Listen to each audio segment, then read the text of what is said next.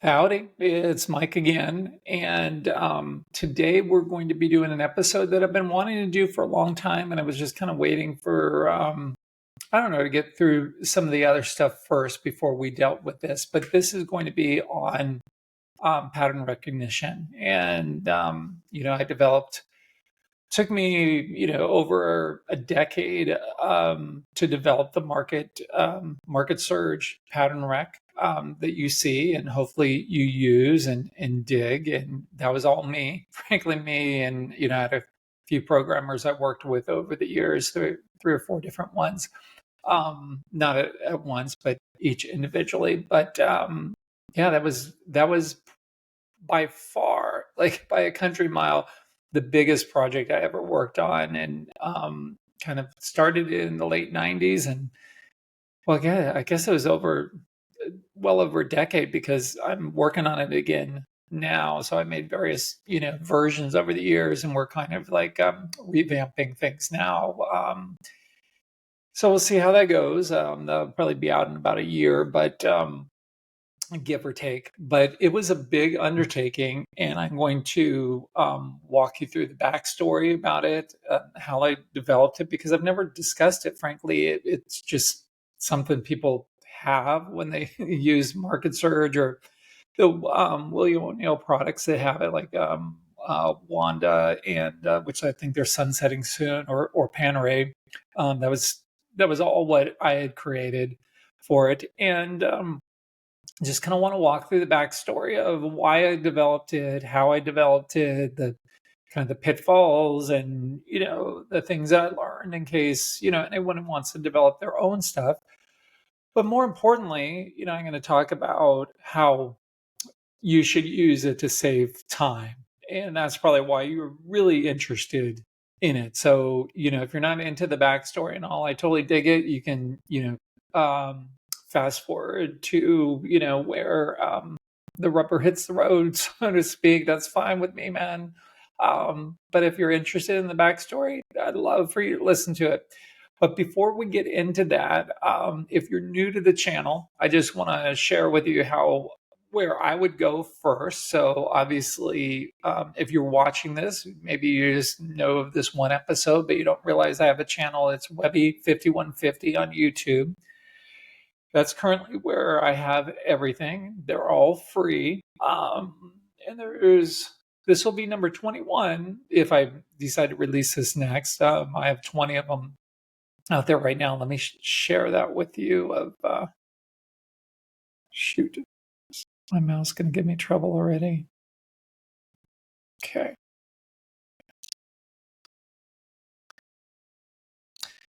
All right. So here's all of them, but I wouldn't necessarily go in the order that I recorded them. What I would suggest for folks who are interested in the general market, I would start with the 21 day. Where is that one? Let's see. Okay, number 9. That's your 21 day part 1. I would start there because that's kind of the foundation of how I look at the market. And then I would go up to the power trend because we're in a power trend right now. That's number 18. And I would do those. Those are very important, as well as the number 17, the Webby RSI, that goes along with the 21 day. And so those are all in one family of market related ones. So I would do those 3. It's also very important to understand follow through days. And so that's number 10, as well as number 13. So number 10 was your kind of your intro to follow through days. And then number 13 was your follow through days underneath your 200. So I would do those together. And also worthwhile at the same time would be number 14. After you do those, go over to number 14 because the stock market crashes and the aftermath, and we're really in the aftermath of a crash. I know a lot of people aren't talking about that we had a crash this year, but we really did. And just not one that you think of like 1987 or 1929 or the flash crash or whatever, but it was down so sharply in such a short period of time that I would consider it a crash. So you want to look at that one. Then let's see. There's the precedent analysis, which is number one. That's kind of it's a short one and something I would go over to understand the concept of looking for any precedents in the market. And that one was specifically about what happened on in December and the hit that the market took, and just looking for other bad breaks like that. But it's an important concept, even though that was for a specific day. It's still relevant because it's the concept of doing it.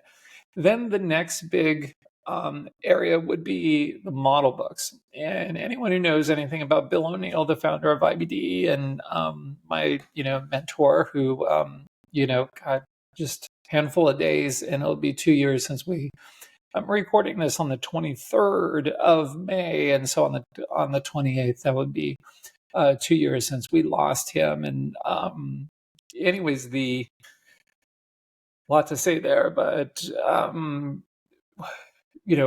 everything that he did was really based on models in the model book studies that he started, long before I was born, and that I worked on for him for a long time and did a ton of those. And so you should watch all of those. Frankly, they don't get very many views, but if I was from the outside looking in, that's exactly where I'd go first. So number two is how to build a model book. So that's your foundation. I wouldn't do the model books, individual ones, without looking at that one first. Then you can pick any order, whichever one is interesting, the most interesting to you first. So like Cisco is number 3, Apple is number 7, Google is number 8. That's also goes on over the IPO base that I invented. Then we have Amgen, that's number 15. Taser / Axon, that's number 16. Chipotle is number 19, and I'll continue doing a lot more of those because that's really where you learn everything. Then the next thing is things that I've built, kind of like what we're going to be talking about today, the pattern rec that I built. These are other things I've built so you understand the backstory behind them, but more importantly, how to use them. So the IBD's composite rating, that ended up being Bill's favorite rating. So I'll walk through what it is, how to use it, and why I created it. Same thing with the Growth 250. It's something I created. That kind of dovetails into how I use MarketSurge, which is number 6. Then let's see, what do we have? Already talked about that. Oh, the IBD's 3-month RS, 3 and 6 month, but it really focuses on the 3-month. That's another one of my inventions, and that's number 12. I would do that one. And as far as my inventions, we already discussed it. The number 17, the Webby RSI, but that really goes along with your 21 day, and which was number 9 and 18. And then finally, the one I did last week, which was the Quicksand and Grateful Dead holding rules, which I think are the best things that I've come up with as far as rules. And I would watch that. In fact, man, there's a lot of good stuff here. There really is. Like, this is so valuable. Really, it is. Man, I probably watch that one first, but they're all worthwhile. And then the one that no one ever watches, but I wish everyone would watch, is Fear. And that has nothing to do with the market, and probably why no one watches it, but I think is the most important one. And I, open up about my vocal cord disorder that, you'll hear, and just really how I dealt with fear over the years. And I think you'll learn a lot from it. I learned a lot doing it. It was very helpful for me. And I think there was another one in here that I forgot about, but I'll try to. I know that there's ways of grouping these in, so they're in a little list or something. I should do that. Well, I have to learn how. I'm learning all this stuff as I go. If you haven't figured it out, I'm just doing this solo. I've got no editing crew or anything. Why it looks like a third grader. Well, no, a third grader probably could do a better job creating a YouTube channel than me, but maybe I'm like kindergarten level, but that's okay. It's fun.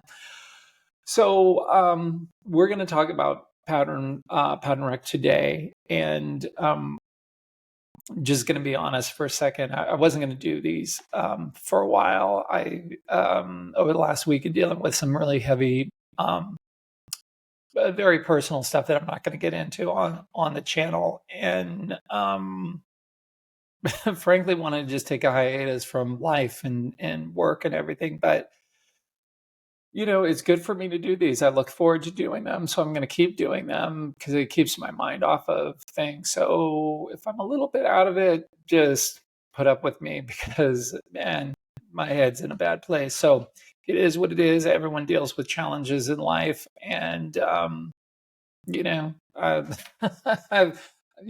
just being fair, I've had more than my fair share of challenges in life, but I keep on plugging along, and what can you do, man? It is, you have to deal with whatever life gives you, and whether you want to or not. So a little more about the channel, and then we'll get into the pattern rec. This channel is for you. Is for whether you're a billionaire or you're, in high school, just, wanting to learn how to trade, or maybe junior high, or however young to however successful, and maybe you've been trading for decades. It's for everyone. I wanted a resource out there that I could share for free because I'm aware that, not everyone has a ton of money to spend on education. And, I didn't. I was dirt, I was broke as can be, man, out of college. And when got my first gig, working at T. Rowe Price, and it was just, I was not getting paid enough just to make ends meet, and so I didn't have any extra money to buy things. Even investment books were something that I would ask for for birthdays or Christmas or things like that, just because every penny um, was hard to come by. And I worked every hour overtime that they would let me and this cool dude from Kenya. Um, and I would just remember the two of us, we would always just, anytime there was overtime, we were like, why wouldn't anyone else sign up for a time and a half, man? Like, it's, so we'd come in on the weekends whenever they'd let us. And it was just lots of times it's just the two of us. But, I've always been a workaholic, and that's not something to strive to be, and something that I see others doing, and you shouldn't do it. Bill was a workaholic, and so that wasn't really good. Me working with a workaholic because I tried to outdo him, and I think I was the only person to ever make him realize that there's someone else who could work like him. And so then I think he worked harder, and it was just this cycle of like who's going to work harder, and that's not healthy, man. You got to balance things out. But anyways, my point was, I did have a point, is that I wanted something free for everybody to have. And then the other reason, the personal reason is my twins are 23, and at this point in time, they're not in a place to really be trading. They're working on their careers and with their significant others, and so they don't have the time for it. But I think at some point, they will have the time for it, and I want them to learn from me. Frankly, I had a legendary trader who I'm not going to mention, who didn't have a chance to teach his one of his kids how to trade, and that person ended up being in the business, and knew how to trade like anyone normally would, but didn't know it to the level that they should for being the son of a legend. And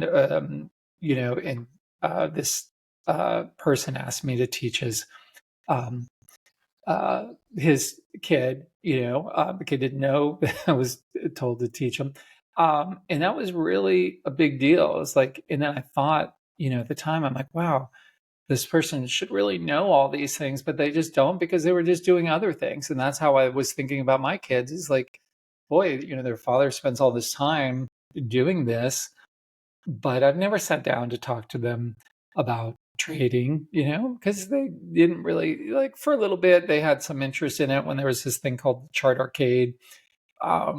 It's a topic for another day, but they were into it a little bit, and so I was like, encouraging them at the time to learn. But then they lost interest, and that's fine with me. I'd never.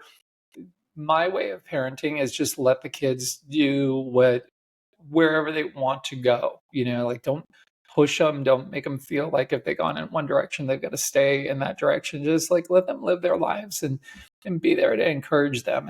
And so I wanted something for them, especially, I've been dealing with health issues, which I've, discussed in some of these is certainly on the fear thing. And I'll do one on me focusing on health and all the things that have changed. I think I'm at like maybe 815 days or so of my changes. I should know. I used to know it every day because it was so hard, but no gluten because gluten doesn't work for me. Even though I love gluten, I miss gluten so much. I miss you so much, gluten.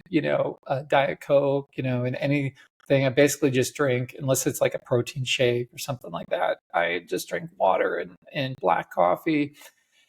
And the hardest one, man, to give up was alcohol, man. I loved alcohol like most people who drink, man. It was, it, I loved it. But, when you want to try to be as healthy as possible, look into it. I'm not one to preach, man. Not one to preach at all. But, I cut that out, did it all cold turkey one day, March 2nd.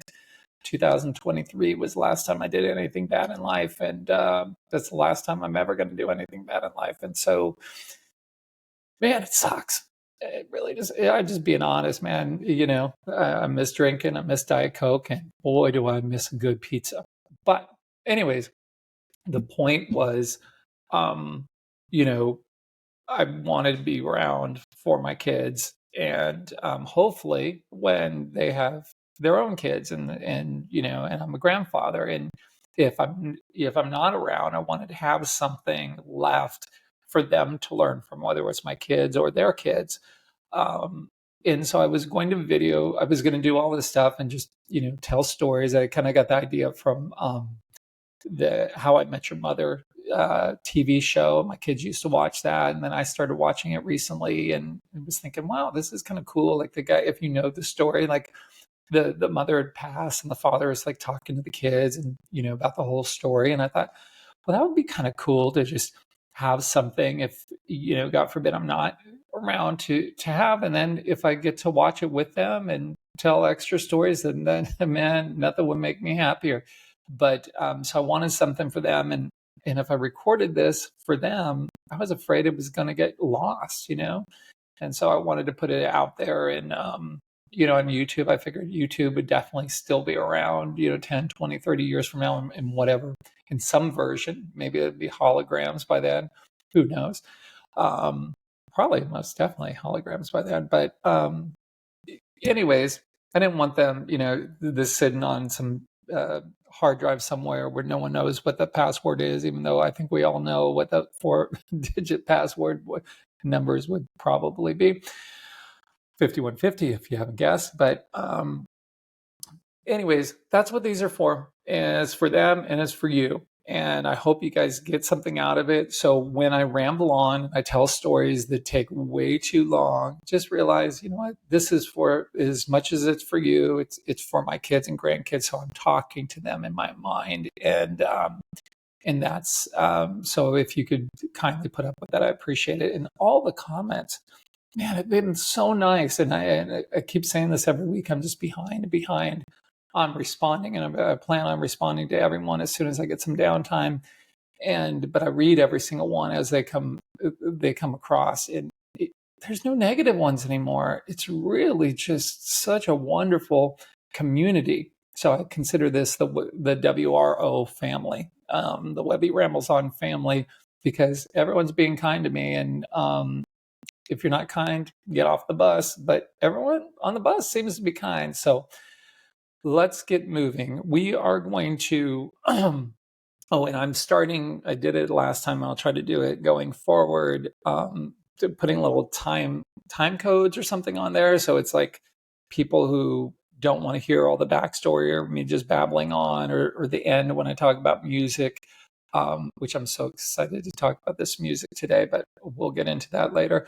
But, I'm putting little timestamps in there, time codes or stamps, so you guys can fast forward to it. So hopefully I'm doing that right. I'm just learning on the fly. So we are going to talk about pattern recognition. And let me just share with you MarketSurge for a moment so you can see what I'm talking about. And that is the little squiggly lines on this chart, or not necessarily squiggly. It's a little cup. Here's the Q's, and then here's a little flat base, and it shows that it's a flat base, and it's got 2D5, and you're like, what is that? And it says it's a cup, and it's a stage 1, and the length is 65 days, and the depth is 26 days, and or this little cup with handle over there. So that's what we're going to talk about. All the what I did to get this to where it was, and what the intent was, and then really all the bells and whistles of where to find things. Like we'll talk about, finding stocks that are breaking out today, or near pivots, or recent breakouts, and or the RS line blue dot, which is all part of this. So we'll get into that in a little bit, but first, just the story behind it, and I always, wanted the story out there at least once of my inventions, especially this one. And that's why I kind of waited a while, because I wanted to get into a groove, because this could really be a 10-hour long episode. So I'm just going to do it as a brief of an overview as possible with that as a backdrop, that it could be really long. But this did start in the late 90s, in 98, before I was a PM for Bill. So I was started at O'Neill in the research department February 3rd of 97, became a PM for him in late 99. And then, was a PM for him until he retired. And then, eventually, ended up over at IBD. And then I left at IBD and came out here to Austin to be head PM at a family office. And then, after Bill left, and after, some health things and some other stuff, I decided, what, I really wanted to come back to IBD. Loved the people there. I loved where I was working, and I had a really cool boss at the family office, and, the owner of it and everything. And that was all cool and good. But I just really wanted to help IBD from a standpoint of, with Bill not being around, and it having been sold to Dow Jones and News Corp, that really good owners of everything. But I just I knew what Bill wanted. Bill and I did projects together, like I said, from the late 99 through until he retired, and we did a lot of stuff, that for the most part, the intellectual property that wasn't created by him, at least during that time, was created by me. And so I knew what he would want. And so I thought that, at least for an amount of time, and I'm not sure how long that is, that I wanted to be back and at IBD and helping there. And I just love the people. That's the best part of getting to work with Chris and Justin and Allie and the whole group. Just great people. But so anyways, so this was in 98. So before I was working with him, and I read this thing in this magazine called Stocks and Commodities, or Technical Analysis of Stocks and Commodities, I think is the full thing. And I haven't read it in a long time, maybe decade or so, but I used to read it all the time. I love that magazine, and I have nothing against it. It's just, I just run out of time.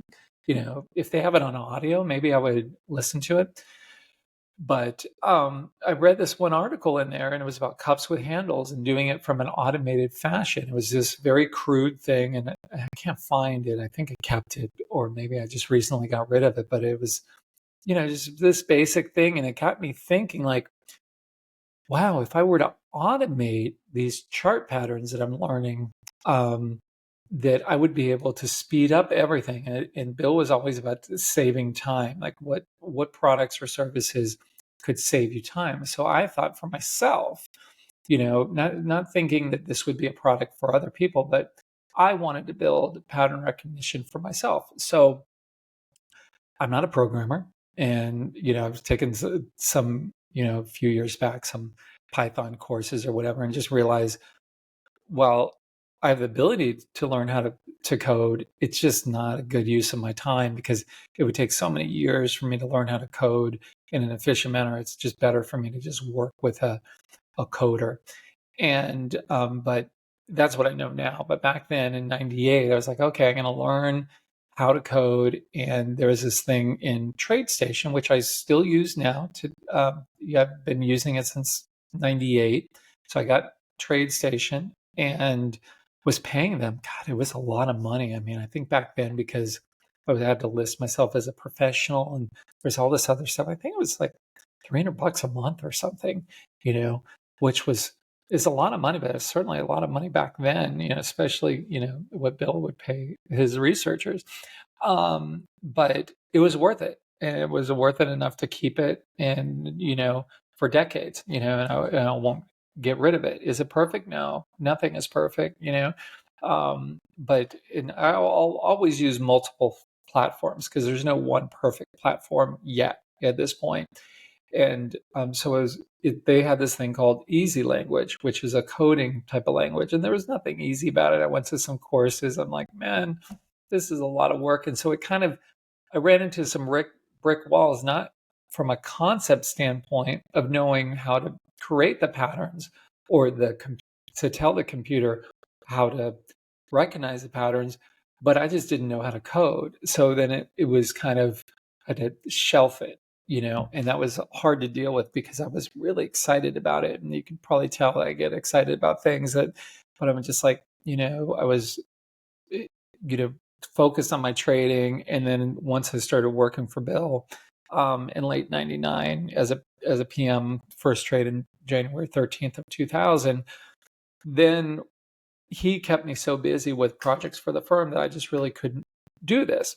So now fast forward a few years, and I remember it was not too long after 9/11 happened, and the president of the firm called me into her office and said, hey, they're doing all this stuff with facial recognition to look for terrorists and stuff like that. Do you think that's something that would be possible for charts? Now, just remember, like, now everyone's got chart pattern stuff out there, but no one had it, at least that I was aware of at the time. Maybe some basic like triangles or something like that, but nothing, more complex than that. And so I was like, yes, just give me a programmer and I will do it. I'll be happy to do it. And so that started it. And I said, look, I don't need help with the logic, but I do know that my math skills are lacking. And you've got to be self-aware of where your strengths and weaknesses are. But so I knew that I would understand the logic that needed to go behind it, but not all necessarily the formulas and things from a math standpoint. So I said, I just need a programmer who's like a PhD in math that I can work with, that just knows how to code enough to get by. And so those would be, I went through the first programmer, then eventually they moved on, and then we got another one. And then I think it was 3 or 4. It was definitely 3. It might have been 4 eventually that I had over the years. And so we would be able to work, and I'd say, okay, this is what I'm looking for. And, what are the different formulas that we could use to capture this different vision that I would have for dissecting the bases. And so that's how we would be able to work together. But all the logic came from me, is basically just the, kind of the coding and the, basically the coding, and they would just do what I would ask them to do. And so it was a long haul, because with the bases, you got to think about it. You've got your cup with handle, cup without handle, saucer with and without handle. Now you've got your IPO base that I invented. That wasn't around at the time. You've got your double bottom. You've got your ascending base. You've got your flat base. and you've got your nothing, which is a consolidation, just a general base. Eventually, Bill came up with a square box, which is essentially just a flat base, but can be shorter, 4 weeks. And I didn't put that in there. And so I was trying to go through this, and it was just overwhelming at first of just where do I start, and I was fixated on this cup thing, and being able to recognize a cup. And this is where it's important for you if you're building your own thing. And I kind of got into the weeds too quickly, and I was looking for measurements of tracing out and seeing, is this indeed a cup or is it something else? And I was running into some problems, and I realized I needed to start at the very beginning, and I just needed to recognize bases. So that was, I'd gone down this path for this long time and just you know, pounding my head against the wall, just not getting anywhere, because I was trying to run before I crawled. And I just saw a little interview clip with Tom Cruise talking about his latest movie, and it was really inspiring. It was just like a 2-minute clip, and he was saying about how, because he does all his stunts in his movies, which is beyond cool. And you would say that there's fear involved, but how you get past it is you learn how to crawl first, then you learn how to walk, then you learn how to jog, then you learn how to run, then you learn how to sprint, then you learn how to sprint off a cliff. In these baby steps, kind of like think about what about Bob, and like the baby steps, like just a little bit at a time. So that's what I learned the hard way. And boy, I wish someone would have told me, just go to the very basics. What are you trying to do? You're trying to find bases, right? And then you're trying to then take that base and identify what is it. And so once I realize, start there and just figure, okay, something goes up and it can't get any higher, and it pauses, and then it doodles around. It doesn't go over that high and then comes back over here. Now it gets back near that old high. Well, okay, is that long enough? So Bill had very specific rules. Well, at first he used to say the cups needed to be 7 weeks long, and then he said 6, and then he went back to 7, but I stayed with 6 because that's a story. Well, maybe we'll get into that. But then, flat bases had to be 5 weeks. And he was very rules. It's this way. It's got to be 5 weeks. Can't be 4.5 weeks. It's got to be, 5 weeks. So it's going to be 25 days and, all this stuff. And so that's how I tackled it. And, a base couldn't be deeper than 50%, and it couldn't be longer than 65 weeks. Well, that's a lot of information, right? So think of it this way: whatever project you're working on, any problem, go to the very beginning, the foundation. Like, what do you absolutely need to know how, that you're building? So think about it like if you're building a car. Like, if you were designing a car, you wouldn't design the stitching of the seats, right? You would start off with, okay, is this going to be an SUV, or is it going to be a race car? Is it going to be a sedan? And then, what are the height? What are some of the basic stuff? Is this going to be fuel efficient? Is it going to be powered? Like basic things. So the same thing with this is just going, okay, I'm just trying to recognize the bases, and that is just you go up to a high point, and then if I know that it has let's say 25 days is your shortest one, besides the IPO base, but 25 days. If on the 24th day it went back up into new highs, well, then that's not going to fit any of the molds, right? Because it has to be at least 25 days long for your minimum one, meaning it can't go over your left side high. Now, there's tolerance and other things that we'll get into the weeds, but essentially, stock runs up to $100. You don't want it to go to $100.01, before that time element goes. Then, so I knew, okay, now we know that it's got to be at least 25 days, and it can't be more than 65 weeks, because that's what Bill had said was the max and the min. So we have the max and the min. Now you just need to know your max and min depth. Well, your depth is easy, right? It's got to be greater than 0, so that's easy. And then and of course you can put a threshold and say it needs to be down at least 4% or something like that. But you don't really need that. Then what's the max depth? So max depth is 50%. Now there was exceptions, but the way I coded it, there weren't exceptions to that. So max depth 50%. The length had to be 25 days to 65 weeks. That was my starting point. Now that was my building block. So just imagine you're just looking at charts and you're just seeing these big rectangles. Okay, now you've got these rectangles. Ascending base is a different animal, so is a high tide flag.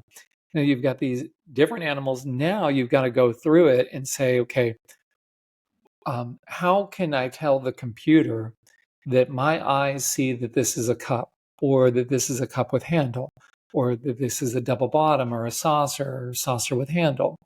That then I had to figure out measurements, and I would have to break it up into little components, like the left side of the base, the right side of the base, or with the double bottom. There's really 4 lines involved, right?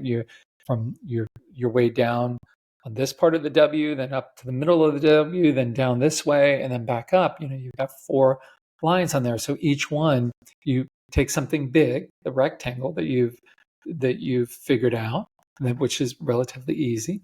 Then you have to go through and say, okay, I got to measure these, and then how do I find these key spots?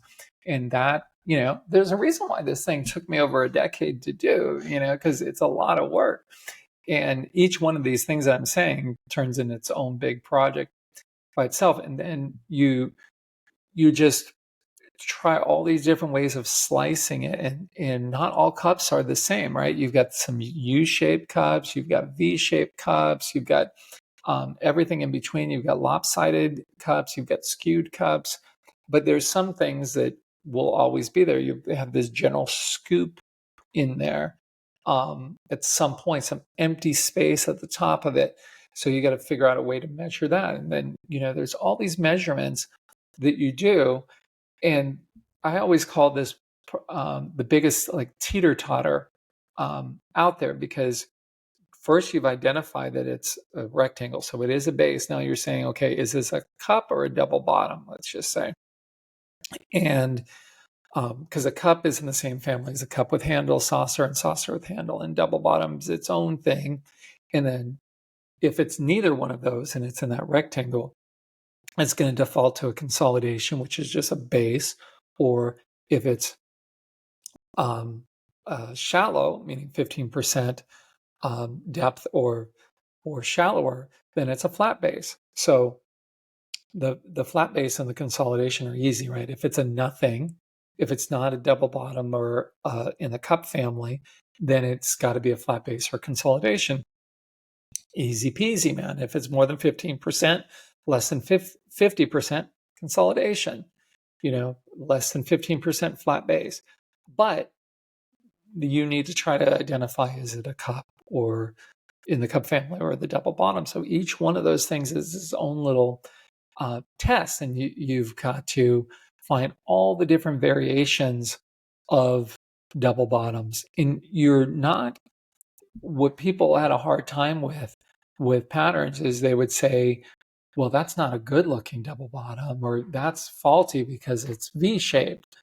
Well, yes, that's a whole different thing. That's a quality aspect, which I built that as well, but never released it to the public. But I did build a base score that I'll talk about later that was, is it a good base or not?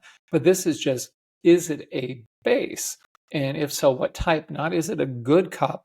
So that's a very important concept. If you're building something, if you only identify the good cups, then all of your other things are going to be off. Like, let's say your measurement of your stage count, because we, Bill would like earlier stage bases, and so if you miss some bases because you said, oh, it's not a good double bottom, I'm not going to count that. Well, then your stage count is going to be off. So you can't leave anything out. But as I was saying about the teeter-totter, when you're deciding between a cup or a double bottom, if you make it too restrictive to be a double bottom, then it might default itself to a cup when it's really not a cup. It's just not quite a double bottom. So therefore, it should really be a consolidation. So it was really easy to get, like, let's just call it 50% accurate.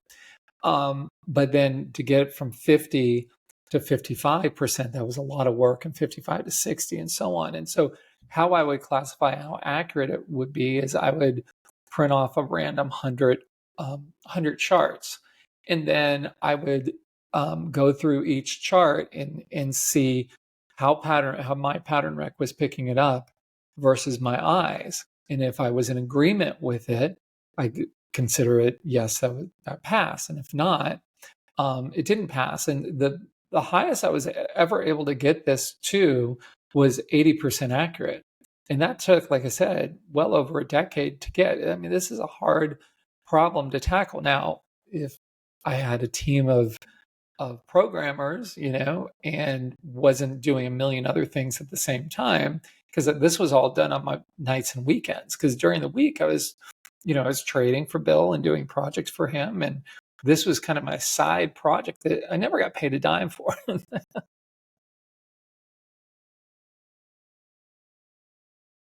Sorry, I laughed so hard that I think I stopped the recording. Hold on, let me just stop this. Okay, I'm back. I had to stop the recording for a second because I laughed so hard when I hit my mic that I thought I had shut it off, but hopefully it's still recording. But anyways, so it took forever to build this, and it was nights and weekends, and I would just get I would just get a stack of charts. I did get some help from some people in just printing off charts and stapling stuff. Like, so the busy work, I'd say, okay, I need 200 charts for tonight, and they would print off the chart as well as the detailed info from it, and then I would make my changes to the logic of the code, and then give that to my programmer the next day, and then we would run in this big loop, and that was years and years. And it's funny, I always tell people that well, I'll circle back to that.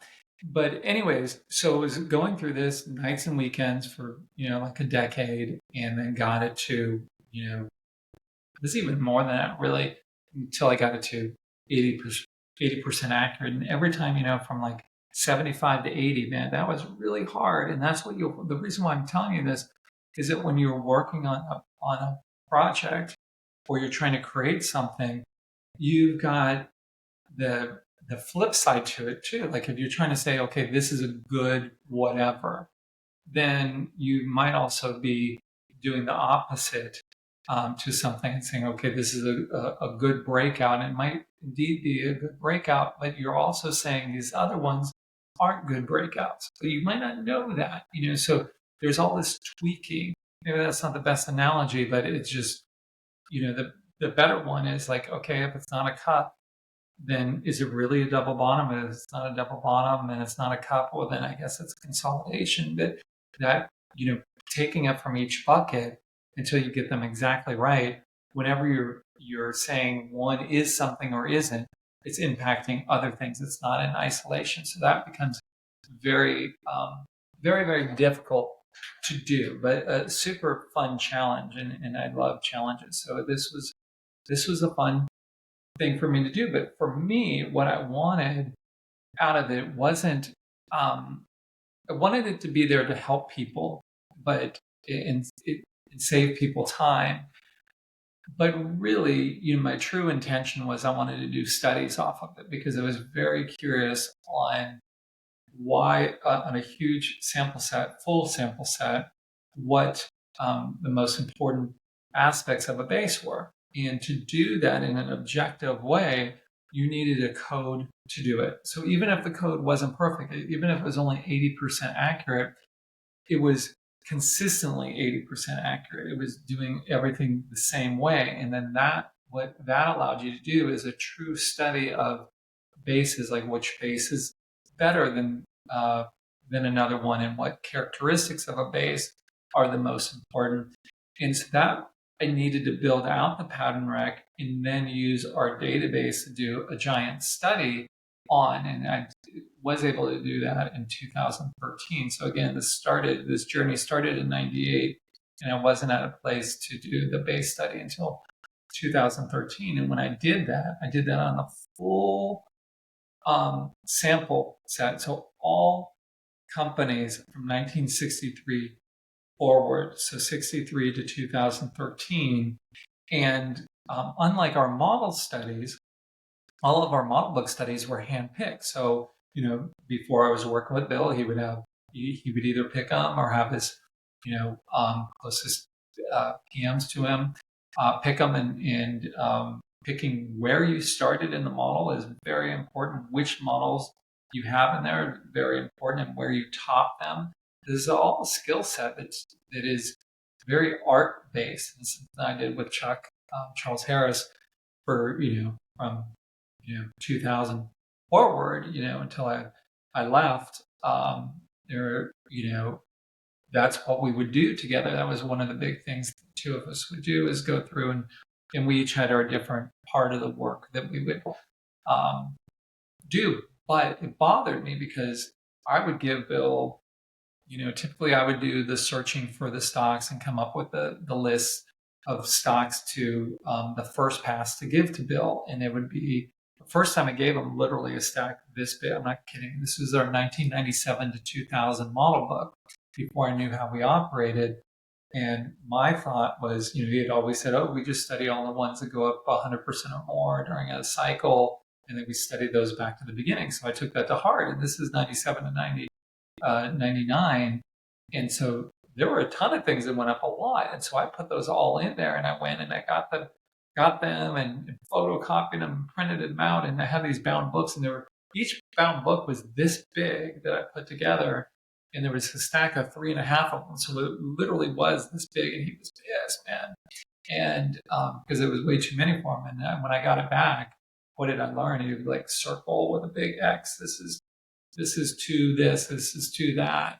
And so let's call it, I don't know how many names there were. Let's say there were 1,000 names. Let's just say that. He whittled it down to 100, or maybe 50 or something. It was but they all technically qualified.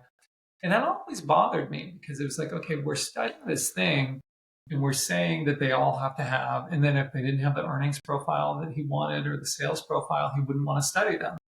And that's fine if that's your style of doing it, but that's not my style, because if you're trying to study everything that had a big move that's not too volatile, meaning you don't want to study stocks that just get bought out, right? Unless that's what you're focusing in on. That's a very small, narrow way of trying to find stocks that are going to be acquired, and the people that know how to do that are, that's really more of a fundamental type of thing, and that's not what we do. Or stocks that are going to pass an FDA trial and have a big gap up. Well, that's kind of random luck. Frankly, you kind of got to do a shotgun approach and just figure out that you'll get a few that gap down 50 to 90%, but you'll get a few that gap up 100%, and they'll balance out, and you'll be better off. But that's not what I would be after. But if you're after that, study those. But that's just not my thing. It just doesn't mesh with what I want to find, something that is trended. But I don't care if the fundamentals are there or not, because if the market pushes it up, and it's tracking something. And so I want to do it from a very pure standpoint, but that wasn't how Bill wanted to do it. And it was fine. This isn't any anti him at all. This is just, that was his style of doing things. And it really bothered me. And why I wanted to do this pattern rack thing was because then I could do a study of all of them. So I did all of them from 1963 to 2013. And what was great about Bill's database is it included all the stocks, which is very hard to get clean data on, nearly impossible, frankly. They have the deepest and cleanest data that I'm aware of.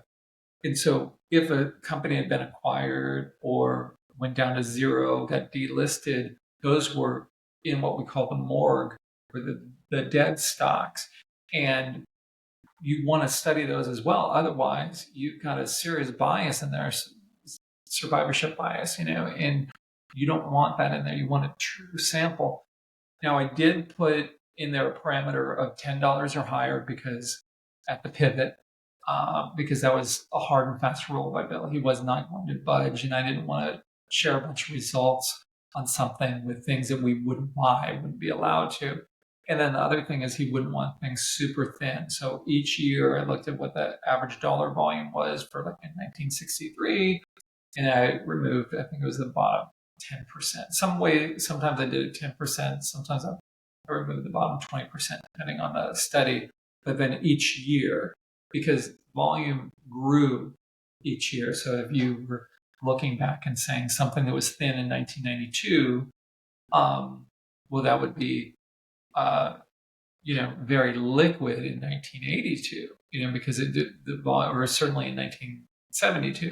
So you had to do it comparable to that year.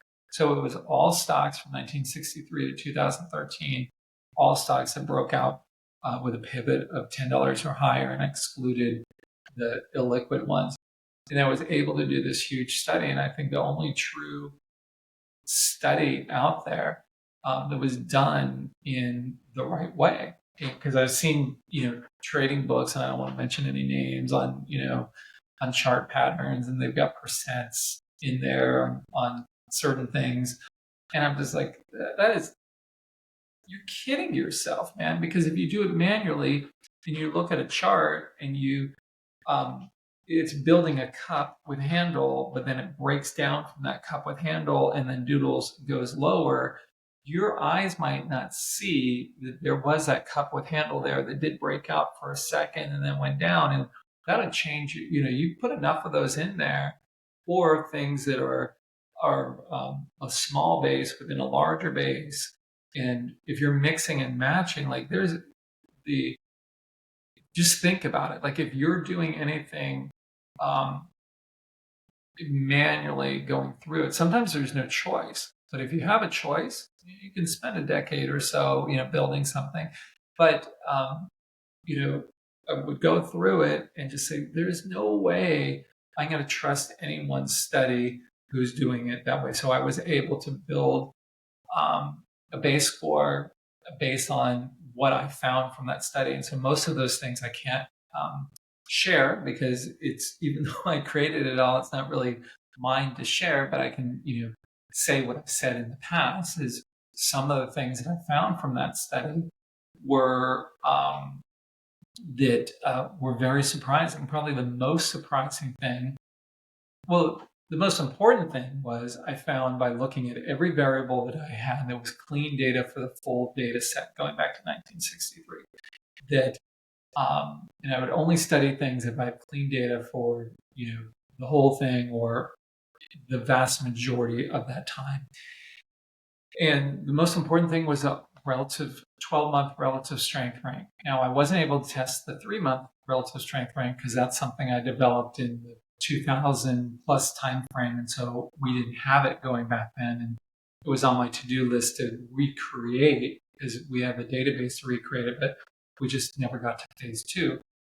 But the normal RS was so important that when I was building this base score, that there was a 1 to 99 rank that we never released, that I had to put an artificial cap on the relative strength number, because the relative strength number was so important to the success of the base working or not. And I sliced it both in just general success over 8 weeks, over ones that would double, and I sliced it every which way. And the relative strength number was, the higher the better, was by far the most important thing. Like I said, I had to artificially hit it, because otherwise it was just, base score was just going to pretty much be the relative strength. Volume on the breakout was very important, but that's a topic for another day. When I discuss volume. Well, one of the problems is, and one of the reasons why I stopped using volume, I stopped using volume because I believe the volume data is dirty. But one of the things is, think about it, what do you know at the time? So the stock is breaking out in the morning. Let's call the pivot $100, and you're going to try to buy it as close to the pivot as possible. Well, you don't know what that volume rate is going to be at the end of the day.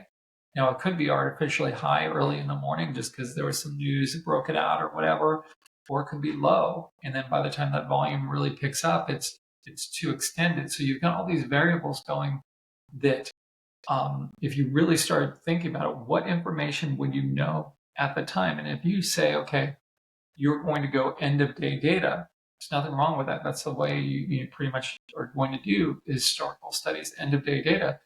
Well, then at that point, meaning that you're going to do market on close. So you have this information, maybe 15, 30 minutes to the close. You say, okay, it meets these parameters. Then you're going to do your market on close buy order. That's fine. But if you're going to try to buy it as it goes through that pivot at, half an hour into the open or something like that, well, you don't have that volume information. So you can't mix and match. So I really like doing things in a very clean way that, you can stand behind. So the relative strength was clean because you would have it from the day before. You would know what that number was. And if you say, Bill's favorite number for relative strength was 87. So if it had an 87 or higher, then you'd buy it. And if not, you didn't. Or, that would be one approach, but it was really the higher, the better. Like 95 was better than 90 and 90 was better than 85.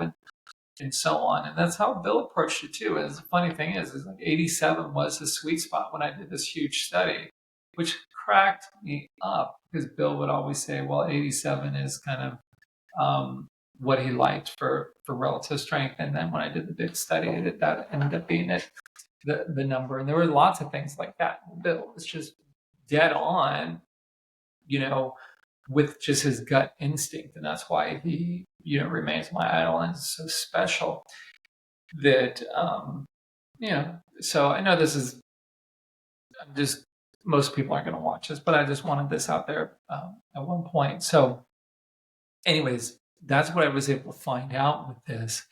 But the point of me explaining it and really to get into the details, would take forever because, imagine you're working on something for, decade plus. There's a lot to go into. And I would, run into problems. I'd start going down a path. And then sometimes you just have to cut bait, and just say, you know what, this is the right way to do it, but it's going to take too long and it's not worth it. And so you have trade-offs. And I always wanted to get it higher. They've been pushing me to release it, or early on after just a few years of working on it, I was getting pushed to release it because you got to think about it. The firm was paying for this programmer who was just working with me. He wasn't really doing anything else for the various ones that I had over the years. That was kind of their sole thing. And so the firm wanted some, money back from that. And so that's why it ended up becoming a product, but they kept on asking me to do it. And I'm a perfectionist. I wanted to wait until it was 95 to 98% accurate to my eyes before we released it. But the first version went out when I think it was about 70% accurate. I got pushed to just get it out the door. But a few years before that, I wasn't going to tell this story, but you know what? It's probably, if I don't tell the story now, I'll never tell it. And it's an important reason why I always say be kind. So hopefully I can get through this one. So with Bill, he was very much, however you're doing in the market, it's not really how hard you worked. It was however you're doing in the market is how he looked at your skill level. So if you're killing it, you're the best at anything. Like I always joke that like you're either golden or you were on the S pile, let's just say, and there would typically be 10 PMs. So there's always one that was golden and one that was bad. And you just, most people try to be smart and just trade, be in between. But I always liked, trying to, my goal was to be the best. And so sometimes I would be the best. And sometimes when you fail at being the best, you end up being the worst, and so being the best feels a lot better than being the worst, but I was both of them many times. And one of the times when I was, doing poorly and I was in a slump, and that happens just like athletes or, anything else, or even just bands and musicians, sometimes they just put out albums that just really aren't that good, and it'd be the same thing. For whatever reason, I was cold. And so then, we'd go from the person who, if you're hot, and when I would be hot, like if he had to go in for brain surgery or something, he would want me to go in and like tell the doctor what to do. Like really, that's how we looked at you, and whoever the person was at the top. That's how you get pulled into a lot of things that maybe you shouldn't have been doing, but he would just look at it and say, okay, if you figured out how to trade, you should be able to figure out this other skill set. And then, you would figure it out because you were expected to. But when you're not, man, he just thought like you didn't even know, like, what color the sky was. Maybe you thought the sky was yellow and the sun was blue or something silly like that. But so anyways, it was one of those times, and he came into my office. I'm like, oh shoot, man, I could tell he was in a bad mood already. And he said, well, what's this thing that, because I was doing this kind of like skunk works, like off on the side, because, just doing this, like I said, on the nights, weekends, and working with my programmer, and Bill wasn't involved with it because we were trying to keep it as a kind of a surprise for him, and I don't know why he ended up coming in that day, but he came in, he was already in a bad mood for whatever reason. And the learning lesson is, if you're in a bad mood, don't go talk to somebody, just stay to yourself. And I've got to listen to that myself, because I can be, I can fall into that trap. And so he comes in, he sits down next to me. He's like, well, so what's this, base stuff you're working on? And I'm like, oh, well, I explained the whole thing to him. And so he looks at it. And at this point, it's probably, it was early on. Maybe it's only like 60, 65% accurate or something. I'm a perfectionist. So when I look at it, I'm like, all I see is like, oh, that consolidation should have been a cup starting here, and, or what have you, or vice versa. And he looks at them, and we look through a ton of charts together, and he doesn't disagree with any of them, and he looks at them and he's like, you're spending all this time on this?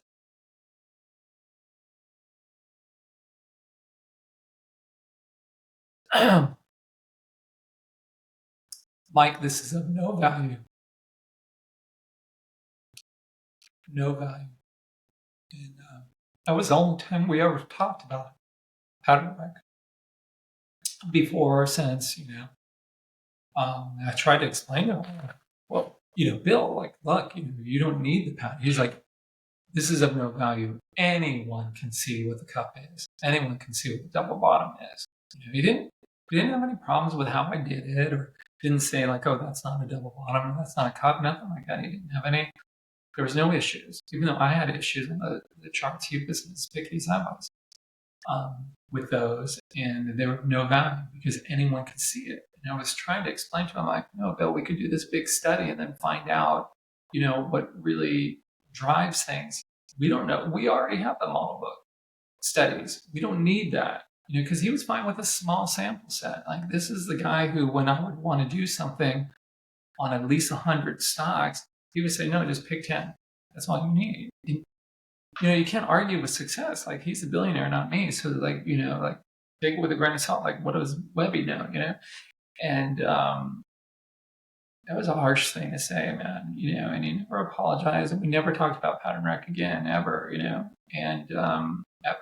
And it made him tens of millions of dollars, directly and indirectly. And I didn't get paid a dime from that. It was of no value. So you can, give you my bank account, you can send it this way.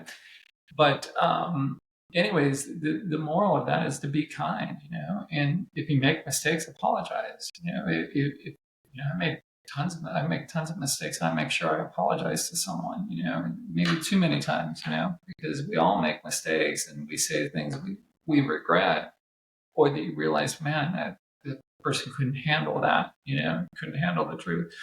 And, just apologize, do the right thing. And he didn't. And I have to live with that. But anyway, so it really drove me to make it even better, man. Because I'm like, well, I'm gonna make this the best thing out there. And then eventually it got pushed to get out there. But that was hard.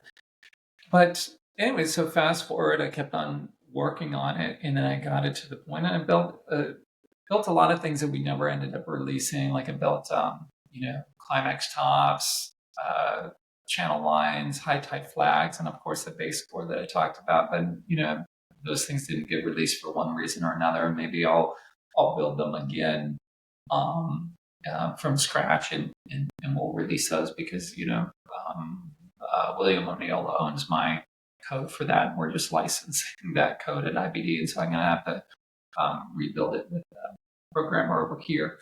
But that's a topic for another day. But we'll make it better, and because you learn a lot over the years of I would have done it differently, and just, the only thing is there's just not enough time in the day. It really isn't.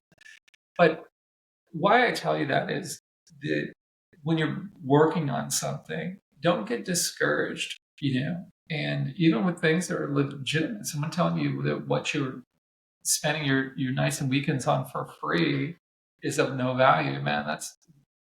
That's I could have just closed up shop on that right then and saved a lot more time. But I was like, no, man, you start something, you finish it. And that's the moral of that. And don't let anyone, no matter who it is, discourage you from doing something. If it can be done, do it. And if it can't be done, you just give it everything you've got until you just realize, okay, well, maybe I'll shelf this for a while and come back to it with a fresh set of eyes. And that happens sometimes. That's happened with me with things where it just you run into a brick wall because I like building projects or doing projects or building indicators or rules and things that I've shared on this channel, and I'll have more that I'll share. And there are times where you just run into problems and you just can't get past something, and then you shelf it, and then it's weird. You'll just be driving someday. That happens to me lots of times where something happens when I drive, my mind goes into a different place, and then it's just I'm like, oh, that's the solution to that problem. So just keep an open mind and don't get down about people discourage you or whatever. Just yeah, that's something that they're dealing with. They're having a bad day, and doesn't reflect on you. But so that is the basic story behind the pattern rec. I mean, eventually, a few years after that, I did build Juan's first algo and utilize pattern rec for it, and it was really a proof of concept thing. And then they've since built other algos and things, but that was my baby for a while. And so the point of having something automated is that you can trust the computer then, right? So even if it's flawed, like I said, this is only 80% accurate. Well, 20% of them are going to be off, but 80% are going to be the way you want. And then you can do studies off of that. Okay, when it breaks out from this base, what does it end up doing? Or you as a user can look at it and do your own studies using the pattern rec that it's objective. It's not perfect, but it's objective, and then you can compare the data. So how I would do it if I were you and you wanted to do a study on a relatively small sample set, like maybe do 500 stocks or something like that, and figure out what you're going to, you can look back for the last year and in MarketSurge you go and say, okay, what stocks have gone up the most in the last year, and just run a screen for that and look for the top 100 or 500 or 1,000, however much you want to spend the time on, and then go through and say, okay, well, on August 1st, it broke out of a cup with handle, and then it went up here, and just put the stuff in a spreadsheet and do your own study work on it, or pick a little niche, of it. So that's a reasoning behind pattern rec. The other thing is I wanted to be able to screen for it, and that's one of the things I told for him. I'm like, look, Bill, you might not need to see the pattern, but what we could do is run screens, which is something we can do, run screens against stocks that are near pivots, so we can save us time, save time and have all the stuff that is about to break out right in front of us, and it just didn't sink in. but it's a huge time saver, and it's something I use every single day, and something I think you should use as well. So let's get into it now. So I'm going to stop this. This is, for the old school folks, you know what I'm doing. If you don't know what I'm doing, it means you haven't watched my old ones. So, what can I tell you? Go back and watch them. So let's look at some charts here. Let's see. Share MarketSurge.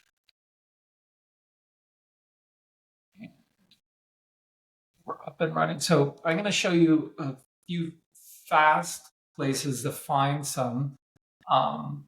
So if you just joined us, if you missed the backstory, that's totally fine. Now we're getting into things, and we're going to be going over the pattern rec that we have here on MarketSurge. And so the open stock ideas is one way of getting to things. That's the little button up here.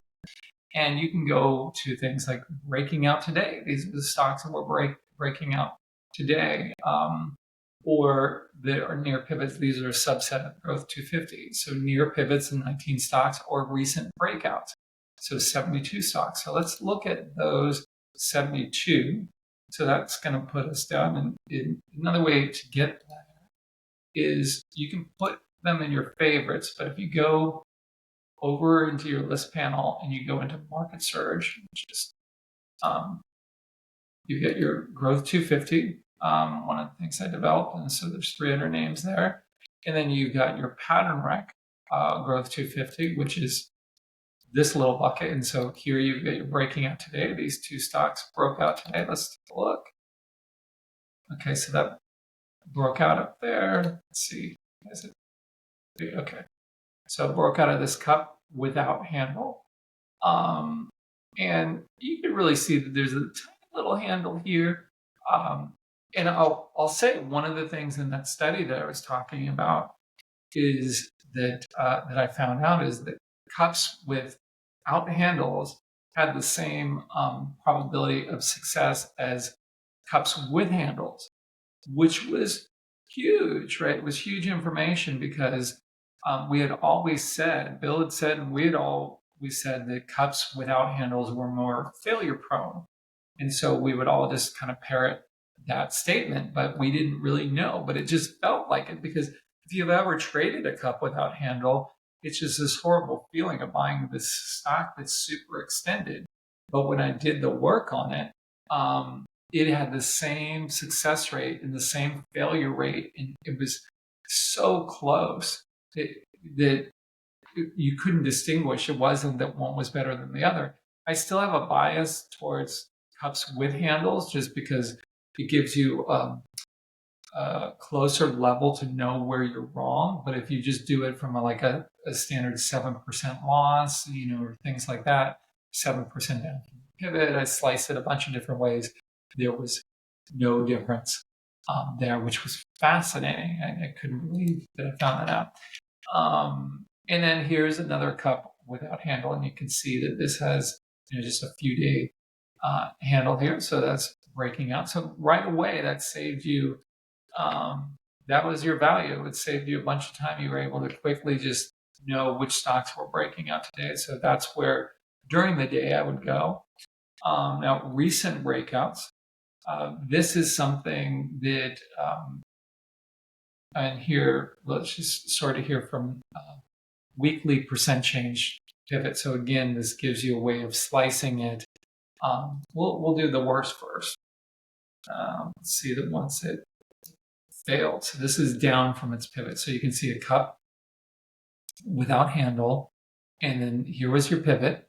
And so if you hover over the base, you can see that this is a cup, and it's a stage 2. And the pivot is 101.50. It's 129 days and 30% deep. Well, before I built this pattern rec, we would sit there and count. We would count bars. We would literally count 1, 2, 3, 4, 5. Oh, shoot, I lost track.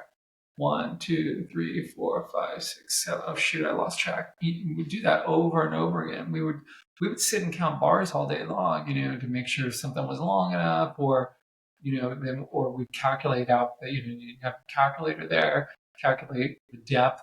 These things that I wanted pattern rec for the value in them was that it was able to give you that information so quickly. Just hover over your base, okay, 129 days long and 30% deep, and you can compare that to something else. And where's your pivot? Or up in the top right hand corner, you've got, okay, it's down 5% from the pivot. And I designed all of this stuff, like 100% of it, 100% designed by me. All these bells and whistles because I wanted it in a way that this was so much fun for me because I wanted it to be easy to understand. So, like, for example, on here, this was your blue zone. And so this was your pivot area from your pivot up 5% because I wanted it to not have to sit and calculate out where is it in relationship to the pivot and can you still buy it within the rules of within 5% of the pivot. And then also a visual of knowing where, in here, and you're in your loss area, your 5 to 8% loss zone. And then there's, a green zone, 20 to 25% when it breaks out, and you'll see that because Bill would say take a lot of gains at 20 to 25%. So the reason why I built this for the people who don't know how to read patterns, then it would show you, okay, here's what a cup looks like. Not necessarily a good cup, but here's what a cup looks like. So for example, this cup, would it be better if it didn't go up into this kind of iceberg thing of this area up here and then come back down? Yes, it would have been if this would have just scooped out more in here and this area was down below. That would have made it a more ideal cup. But still, it is a cup. It's just that's a flaw in it. And so then that's a qualitative thing that you have to look at. But what is it, and where is your buy point? How long is it, and so on. And let's look at the next stock in there. So here another one. So a double bottom that here's one bottom, two bottoms. There was your pivot 170, 769. You can see you're down 4% in 6 days. So again, you're not having to count bars. Before we would, if we wanted to know how many days since the breakout, we'd say literally counting bars. And man, I've got bad eyesight. That's why I keep my freaking magnifying glass, here all the time, because no matter how much you zoom zoom into things, sometimes I still need that. But okay, so now let's look at that. So here's one, an upside reversal after it broke out, failed, and then had your upside reversal. So then you're able to look at it and say, okay, well, you might consider buying this, if that's the style you like. Now, I don't like that position because it still looks weak, but there are other people who would say, okay, I like buying this shakeout after a base breaks out and pulls back in. There's nothing wrong with that. There's a style for everyone. Let me go to this list again and we're going to look at the ones that are sorted the other way. Let's just go to Dave. Why not? So here is this one that's up the most from it, and you can see that had this base. I don't know why it's taken a while for that pattern record to show up. Okay, so here it's showing up right away on the weekly. So you've got your base, and you can see it's a first stage base. So one of the things that Bill would say is that the base stage is reset when you undercut the low of a prior base. So here was your prior base, that consolidation. It undercut that. So this was this ends up being a first stage base. Now this was also first stage base, where this is where it's problematic because this base here looks like it was too deep to be recognized because Bill's rule of it has to be 50% or less, and it looks like 63. So down into the high 20s. So this was, even though this was a base that our eyes see, the fact that pattern isn't picking it up is telling you that that's more than 50%. So Bill wouldn't really call that a base. And this one undercut this consolidation here. So on this week here, let me blow this up a little bit. On that week there, it undercut this base, so making this stage 2 base. Let me put the best fit on just for this. So here was your stage 2 base, because here's your first stage base. First stage base breaks out. Oh, and this tight areas there. That's another thing that I built in here was 3 or more weeks where you're closed almost unchanged is something that Bill would call tight. And so I shaded it with blue because I didn't want it to be too intrusive on some of our other products. I circled them because that's how we would do it on his own charts. And I just didn't like that visual. And so we ended up going with it was good in theory, but then it would kind of mess up the chart. And so for MarketSurge, we went with a blue shaded area. So you can see it, but it doesn't distract your eyes. But you can see it there. And you hover over it and it tells you it's 3 weeks. It could be 4, 5, 6 weeks, whatever. But it's a 3 weeks tied off of a cup without handle, runs up, forms a second stage base. And that's a second stage base because from this breakout to up here is more than 20%. So one of the other things that he would say is, you've got to measure that. So again, this is saving us time rather than, obviously with this one, you can tell that it's more than 20% by just looking at it. But the ones that are closer, we would have to sit and calc, and that was just a bunch of wasted time, which again was one of the reasons why I wanted to build this for the base study, but also just to save us time because I didn't like counting bars, man, and I didn't like just doing percents over and over again. Like we get really old. Like I said on these podcasts before, I look at 5,000 stocks on an average day, and I'm just guessing it's 5,000. Could be a lot more. And I use different platforms to look at different charts, and that's a lot of. If you're stopping on each one to measure things, and count bars, and it's really hard to get through them. So this allows me to get through more charts and allows you to get through more charts and get all this info. Now, another thing is this power from pivot that shows up on here. Let's go over to the daily. That when a stock breaks out, and it broke out of this cup without handle, and again, if you had this on, you would have been able to see that, okay, it was breaking out on that day and alerted to it. And then you just have to decide, okay, is it too extended or not for you? And this ended up being one that just gapped up and ran. If you're waiting for your handle, you didn't get it. I missed this one. I think I traded it in here for a blink of an eye, but I was buying it. I was chasing. I think I bought it here. Made a little bit on it, but made or lost a little bit on it. But anyways, the flag on here is saying that it's 61%. So what does that mean? Bill had this rule that if a stock went up 20% or more within 3 weeks or less, that you wanted to hold it for 8 weeks. That was his 8-week hold rule. And I'll do one on that. And so I wanted to have something that would allow me to be able to see it visually and know that, hey, there's something special here. You got this power from pivot, 61, saying that within 15 days, because this is a daily chart, if it's weekly, every 3 weeks, that it's gone up 61%. So that uses the peak price, the highest point. So if it goes up to 61 and then comes back down, that 61 flag is still going to be on there. And then that is your power from pivot. And then you can see up there, okay, it's up 58% from the pivot in 12 days. So all these bells and whistles are really what the point is for pattern. Because again, 20% of these you're going to look at it and say, oh, that's not a cup, that's really a double bottom, or that's not a consolidation, that's a cup of handle. And I get it, and there's just that.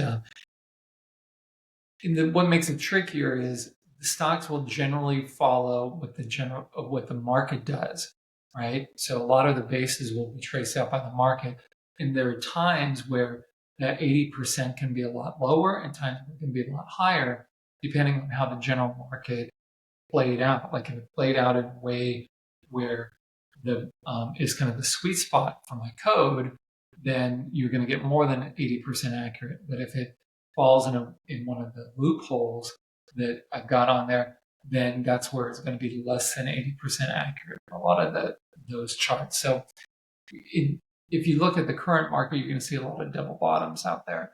And you are going to see a lot of double bottoms that are missed because a lot of them are deeper than 50%. But again, that was a constraint that was on there, 65 weeks and 50%. Those are, we couldn't go past that because those were bill rules.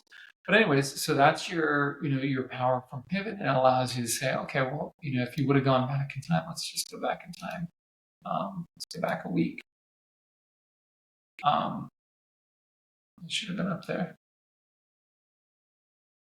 What's that? Okay, so it was working there. Oh.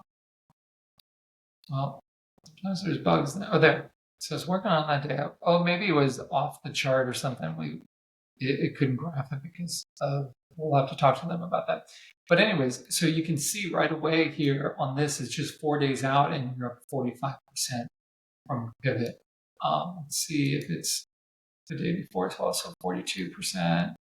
So here, so right away, even on the first day, it's up 23% in 1 day. So if you had bought it, around the pivot, you would be knowing that, hey, you need to try to hold on to this for 8 weeks, and shoot, in this case, it sure would have worked out. Now, that doesn't always work out, but in this case, it obviously did. So that was, we'll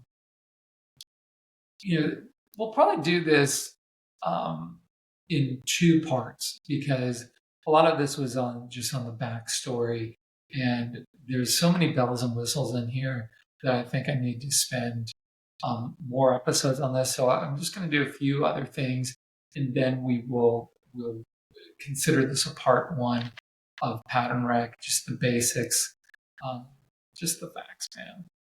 Let's do near pivot. This is probably the most helpful if you're pressed for time. There's also the tight areas, or here's the power from pivot. They would have all of these in here. So let's see, like, let's do it for the date, most recent date. So here's flagship. Okay, so it might be my resolution on here that so up 29% in 2 weeks. This one up 35%. This one up 20%. That one up 21%, and so on. So if you just wanted to study those to see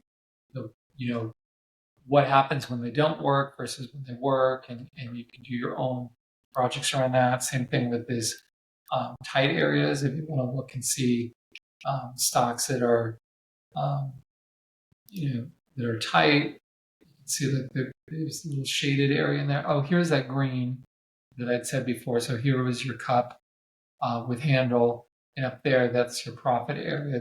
So if the stock were to get up into that area, it's a reminder you might want to lock in some profits. But this one happens at tight areas, all over it. Let's see, Ryanair. You have your 3 weeks tight right there. But the near pivot, that's probably my favorite one to go to. Let's just sort it by weekly percent change. Let's see. Yeah, we'll just do it by base type. So let's look at the flat bases. So these are ones that haven't broken out yet, or are near a weekly base type. So let's go off a weekly. So this is your flat base here, and it's 15% deep, 11 weeks long. Your pivot price 158.37. So all these things are right there for you. The blue shaded area, that's a reminder, that's your 5% zone pivot. Let's go to the next one. You got Corning, this double bottom, and you can see up here it's 3% to your pivot. So that helps you in the calculation. This next one, 4% to your pivot. Next one, 2% to your pivot. So you can just, or Cintas, 3% to your pivot. There's your cups without handle, 4%. So this, above all, would help save you a ton of time. There's also in this general stock list I think we've got the RS line blue dot. And this is something very important. This is when the stock is hitting the RS line, is hitting a new high while the stock is still in a base, or so here's one. It's still in a base or on the breakout day, and the RS line is hitting a new 52-week high. We put this little blue dot. And I got to tell you, we did this back when we added that bell and whistle back when Arusha, called Mr. Smiles. What a nice guy. He's just nice. Some people are just loved by everyone, universally loved. There's not a person in this world who doesn't love Arusha. No one just likes Arusha. Everyone loves him. He's just such a great guy. But he told me that, because I didn't even remember doing the blue dot, but I guess I was over there in his area and we were talking about different stuff. And the RS line at new highs, when a stock is breaking out or before it breaks out, is like one of my go-tos, my favorite things from the 90s. And I guess we were talking about it at the same time when he was in charge of Market Smith, before it was MarketSurge. He was trying to figure out other things to add. And I guess we worked on it together, and I guess I came up with it, but I don't, I do have my little blue dot. I love little things like this.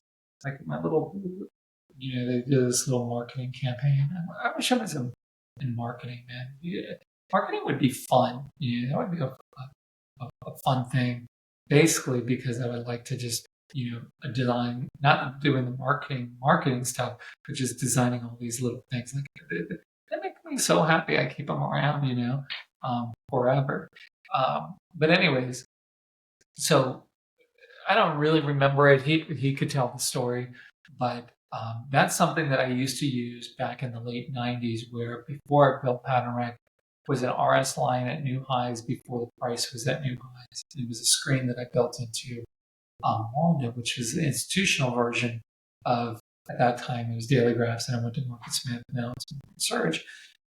And it was, I called it my gold screen, not because it went for gold stocks, but because it was worth its weight in gold. It was the best screen I had, and some of my best stocks came out of that. So just remember that RS line at new highs before the stock breaks out. That is kind of your best merchandise. So this RS line blue dot thing is a great thing to utilize, and you couldn't have it without this thing that had no value. I'm sorry, I'm just trying to put myself in a good mood. Having the pattern rec allows you to do that. Otherwise, it would just be like anytime the RS line is at new highs. This is when it's in a base or on the breakout day. So let's look at the next thing. And all tight areas of bases forming.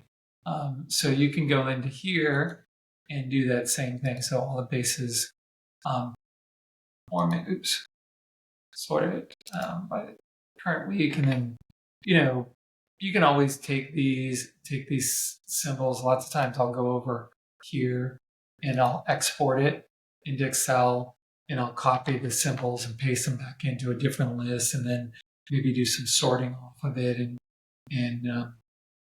cut it and whittle it down if you don't want to go through the full list, or you don't want to go through thin names or whatever. It's just, there's lots of different ways of doing it, but that's how I like to do it.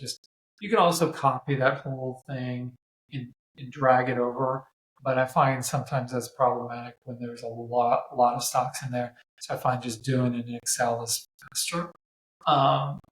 We're working on ways of making things like that easier. But those are your, let me just think, is there any other key things? I'll probably save the rest for future episodes, but let me see. Stop sharing. So, some of the things were really, really tricky. Like, to do the ascending base was probably one of the hardest things, because remember at the beginning I was talking about the rectangles and identifying the rectangles as your step one. Well, if you know what an ascending base is, and it's the same thing with a high tide flag, those don't fit that mold because they're moving up. It's really three mini bases on top of each other. And so the rule there is when you're dealing with something that's very complex, like the ascending base was by far the most complex to do because it's such a short period of time. It's really like 9 to 16 weeks long. So when you do that on a weekly basis, you don't have a lot of data points to use. So you have to lean heavily on the daily, which is a big can of worms. So this is more to explain like when trying to create something and you're running into a problem. Again, go back to the What About Bob baby steps. If you don't know if you've never seen the movie What About Bob, you got to see that. It's Bill Murray and Dreyfuss. What is his name? Richard Dreyfuss. And it's such a good movie. I don't want to give anything away other than the key thing in there is baby steps, a little bit at a time. So when I was dealing with the ascending base, which I was very weak at when I started programming it, and then it became a strength of mine. I don't think there's anyone better at recognizing ascending bases now than me. I'll tell you, at the time, I thought Bill was making stuff up when he said there was this thing called an ascending base. And, I looked at it and it didn't make any sense to me at all. I really thought he was just pulling a fast one. I didn't know what he was doing. And then after I just dissected it, I said, okay, well, what exactly is going on? So you get 3 pullbacks, and each pullback is sitting on top of the prior pullback. So now let me just look at this as 3 separate little bases. Let me dissect the first base, and then the second base, and the third base. And then when I did it that way and broke it up into little baby steps, and I said, okay, these rules, like the low of pullback 2 has to be above pullback 1, and the low of pullback 3 has to be above pullback 2, and so on. You could start breaking it down and then say, okay, well, all these are not ascending bases. And then, kind of this exclusion thing.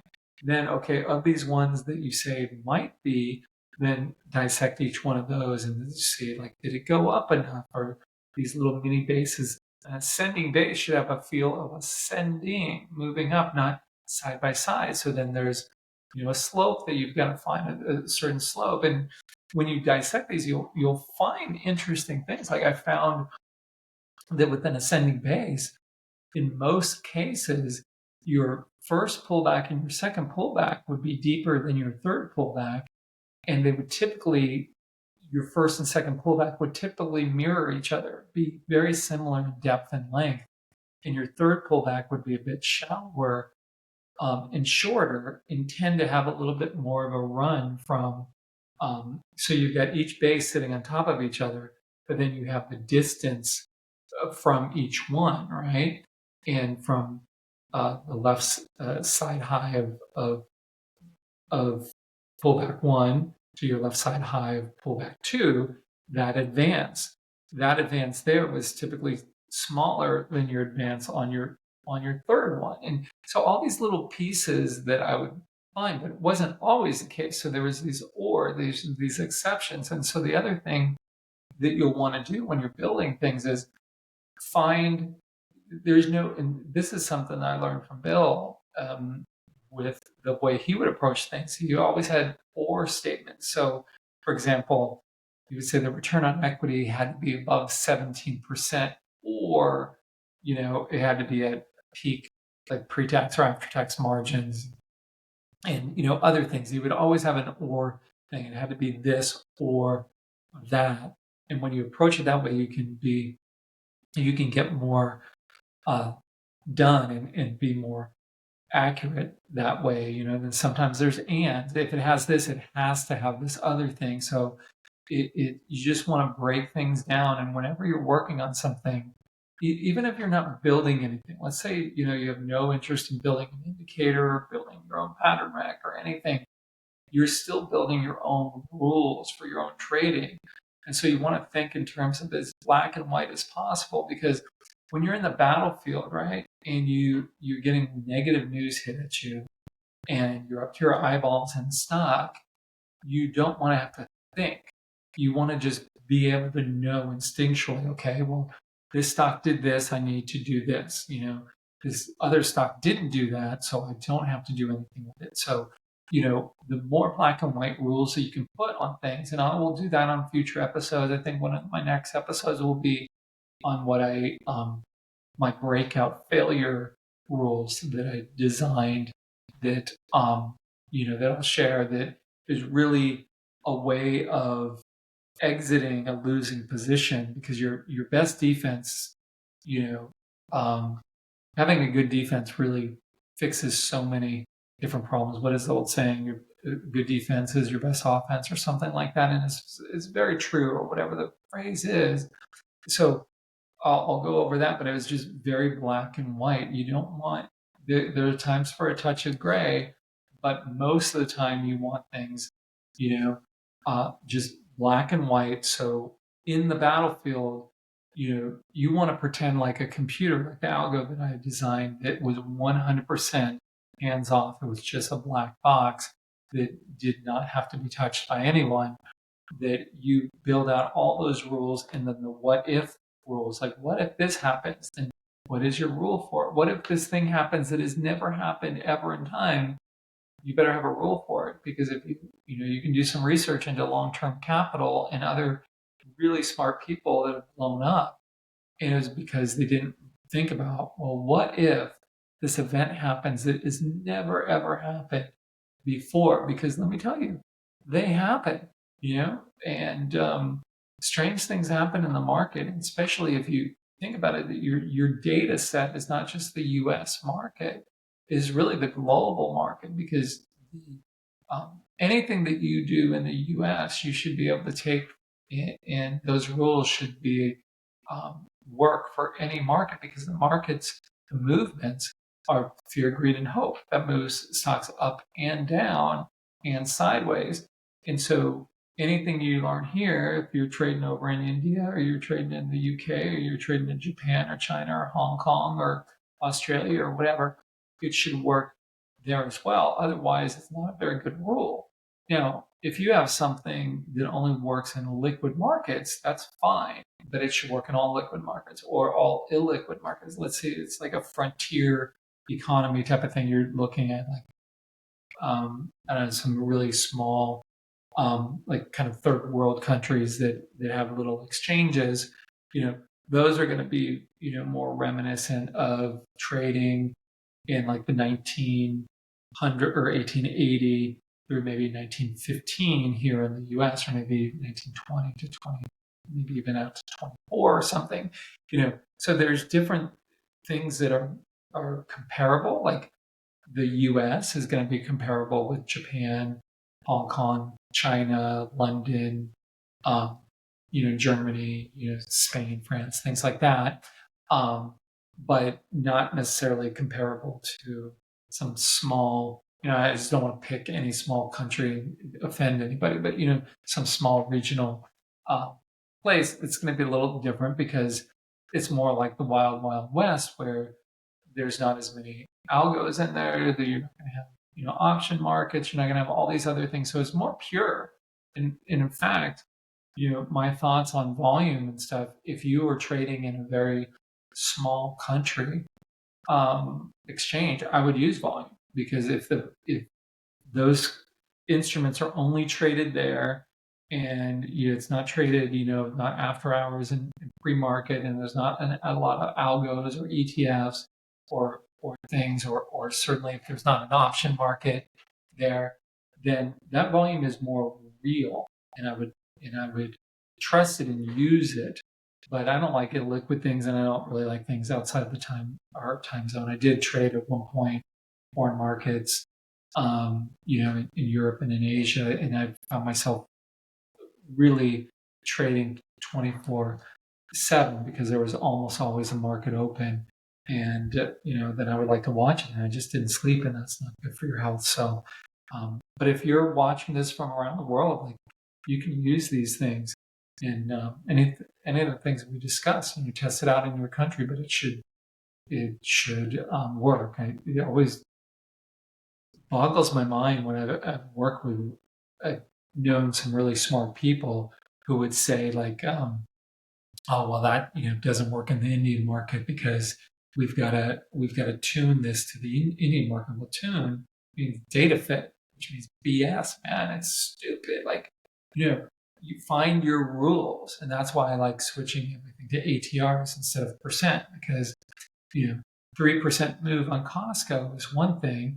3% move on your favorite high flyer, high octane name is nothing, right? 10% on Costco is a ton. I'm just picking a random. I don't have a position in Costco right now, but I'm just saying like a 10% move in a Costco type of like stock is going to be a massive move, whereas 10% on another stock might not even be its average true range. It might not even be a normal day. It might be a tight day. So that's why I think you should make things comparable by looking at an ATR.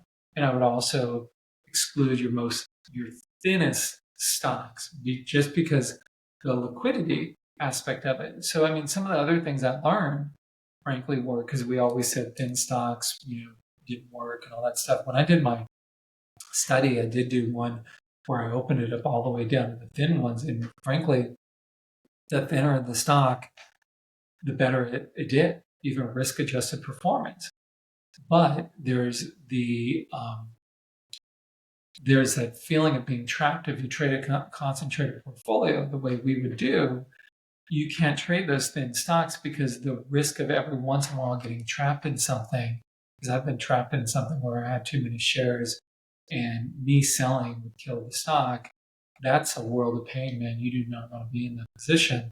So that's why we don't do it. But the reality was the thinner the names, the more that they would move, and it balanced out with the hit rates and everything. And one of the other things I discovered, in that I, all this information I've said in the past, so I'm not divulging anything that is, anything I can get in trouble for, even though I did all the work. If you're doing intellectual property, get yourself an agent or something so you own your stuff. You don't want to end up like me, where you made a bunch of people a lot of money, and you don't even own it, let alone made a dime on it. But the other thing that I found was, and this was the most controversial, was the later the stage, the better the performance. Which, if you think about it, makes a lot of sense, right? Because I told you the better the RS, the better the performance, right? So how does something have a good RS? It's been running for a long time.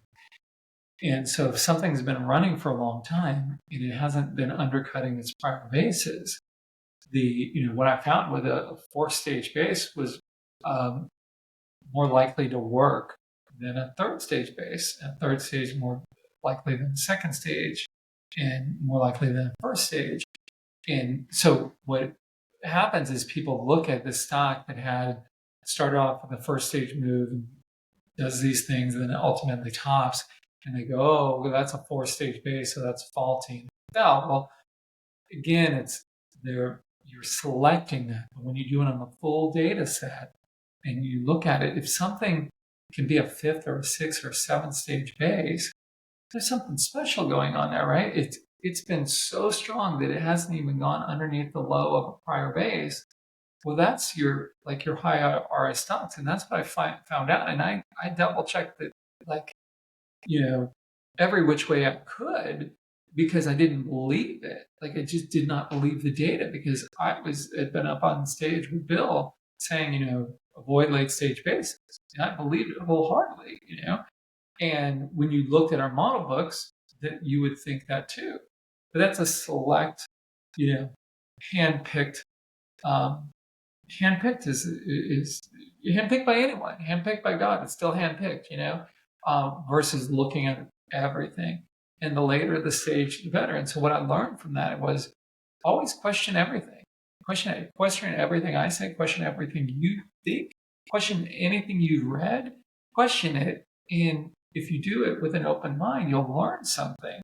But if you're just like, I read this in Edwards and McGee and this is the way it is, or, there's very few things that change. Like, it's kind of like how I'm not a physics person, didn't even take a basic physics class, but, you have Elon Musk, who I'm a big fan of, and I know saying that, you don't don't hate me because I love Musk, I think he's the brightest guy out there, and I know a lot of people hate him and whatever, and I think that's just a political thing.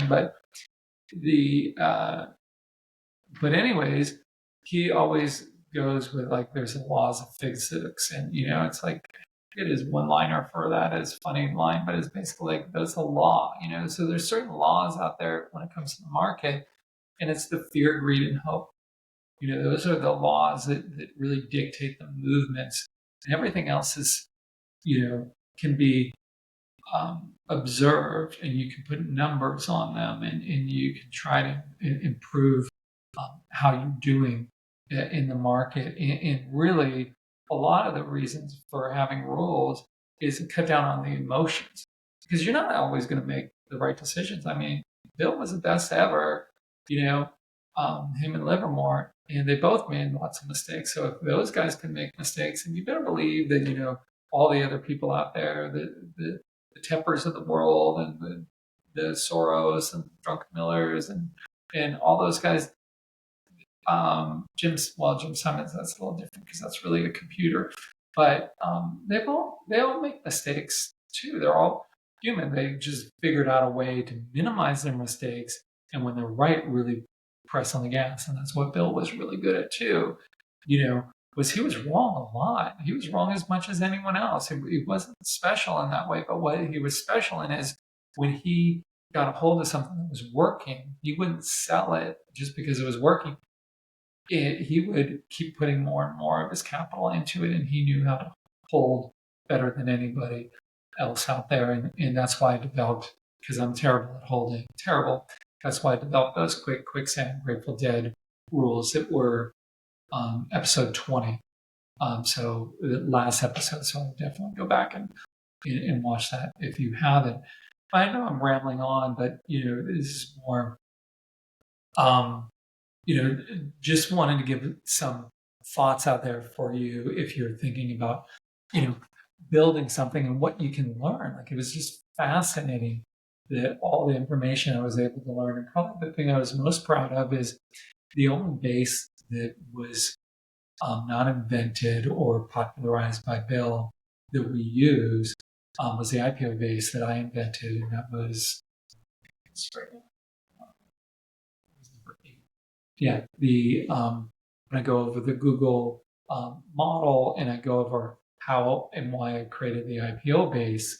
So that was the only base that wasn't created by Bill, 100% invented by me, 100%, not 99%, 100% is what it is.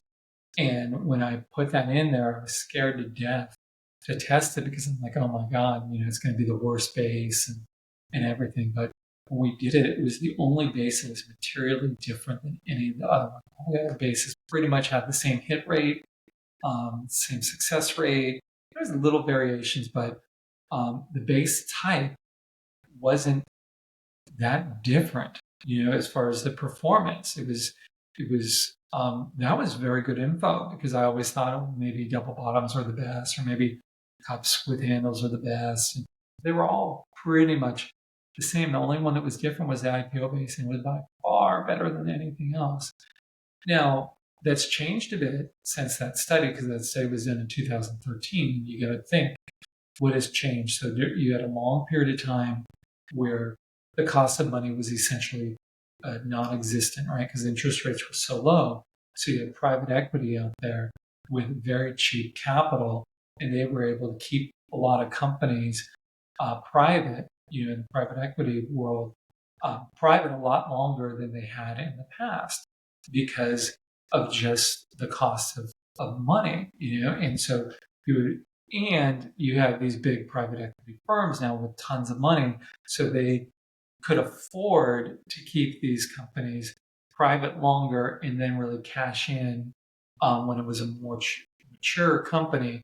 And so a lot of that move that historically you would have gotten earlier, let's just say, like, to make it easy, that originally, the stock would have priced out when it was a value of $10 a share. But now, it's changed where they would wait until it was like $200 a share. So all of that moved so much later in their life cycle. wasn't there, so it changed the IPO market. Now, eventually, now that interest rates are normalizing, I believe that it's logical to assume that it's going to revert back to the old times. And, it might take a while, but eventually then we'll get back into that sweet spot where the IPO bases are kind of the things to go after.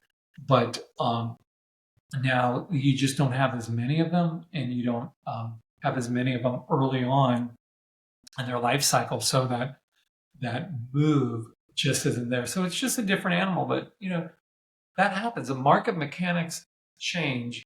Fear, greed, and hope doesn't change. So that's why I say like volume is dirty now, because the market mechanics changed over the years. And not that volume isn't important, just the measurement of it is dirty. I could keep on going on tangents forever, but I think I'm trying to distract myself from real life, which I'll have to do after this is recorded. So before we get into real life, so we are going to be done with this. We'll just call this part 1, because like I said, there's so many more bells and whistles and things to go through on how to utilize pattern mech. I'll do that on another episode, maybe in a month or so, because I have so many other topics to get to first. But we're going to be done with this. And so if this is your first time, typically how these go is I ramble on for a while. I go into the backstory of whatever I'm talking about. Then I talk about the actual part of whatever I'm talking about. And then I switch gears and I talk about music. So if you're not into the old music scene, and you don't want to hear about that, no harm, man. Peace out and have a good one. But now we're going to switch gears and we're going to talk about who we're going to talk about. We're going to talk about the band, not a band, the band. And specifically, we're going to talk about The Last Waltz. And so this was such an important group that broke up such a long time ago in the 70s. And then, essentially in the 70s. And then they did their other thing without Robbie. But the original band, it was really a special group. And we're going to focus in on, let me get rid of a couple things. And there we go. We are going to share Spotify. Where did my Spotify go? Let's see. There it is. I don't know why I have such a hard time with this stuff. Okay, so here is the band. And I'm sure most of you have heard some of these, like The Wait or Up on Cripple Creek, some of their biggies. But we are going to be talking about The Last Waltz here. These two will talk about the band as well as music from Big Pink. And then Jericho's a little bit different. That was, post The Last Waltz. But The Last Waltz here, this is when they decided to break up, and which is really sad that they broke up. But they recorded this, and it's on video as well. It's super long. It's probably going to be too long for anyone to watch the whole thing. If you've never heard of them, you'll be like, what is Webby sending me on this mission? But it's one of those things that if you ever have like a party of like old cool people like me, over, put on The Last Waltz and just have it in the background. And every once in a while, you'll want to watch some stuff, because they had a bunch of different cool people come through, including Dylan and Clapton, amongst others that, did songs. But, I would listen to this one, and I'm going to tell you a few to go to. So I would do Up on Cripple Creek, because you'll dig that. Like, if you don't dig that, you have bad taste in music. I'm not really kidding.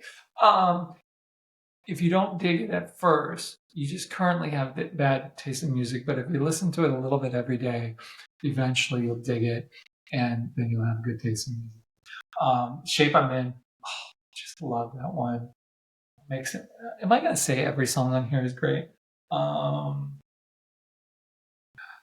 See, Such a Night with Dr. John, that was a good one. Oh, Dr.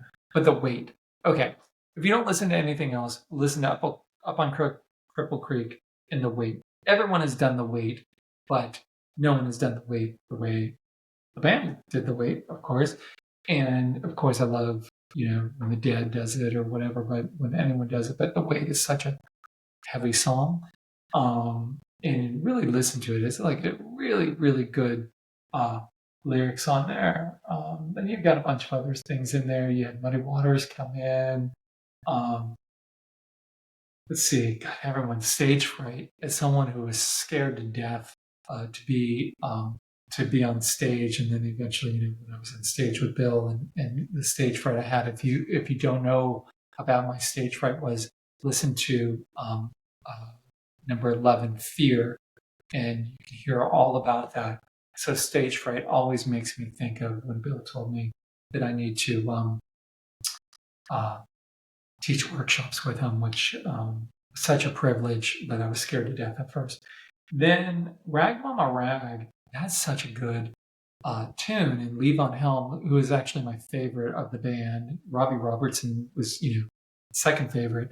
But Levon just seems like such a cool dude, and he reminds me of my grandfather on my mother's side. And he's got this place.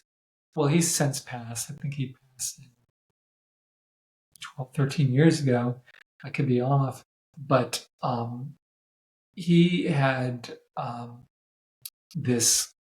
Well, I'll circle back to that in a second. So you got Rag Mama Rag, but he believed that was going to be a huge hit, and it wasn't. But I don't know why it wasn't. It was such a great one. All these further on up the road with Eric Clapton. Oh, come on, Eric Clapton and the band. Are you kidding me? Neil Young came out, Jonah Mitchell came out there, even Neil Diamond. Yeah, I like Neil Diamond. I remember my parents growing up, they rarely got to go do anything fun, right? Because my dad was in the Marines, and my mother was a teacher, and then eventually a principal. And so there wasn't much money. Plus, they had my kids, or no, my sister and I, to take care of. So I do remember they went once to see Neil Diamond. And it was like a date night or whatever, and that was a big deal for them. And Neil's cool, man. Not something I put on, but if Neil's on, I'll listen to it. Van Morrison, I mean, come on, such good stuff. Skip that. Let me see. Some Dylan for you. I mean, geez, I shall be released. Then just some last Waltz stuff here. So some really good stuff. So again, go Up on Cripple Creek and The Weight.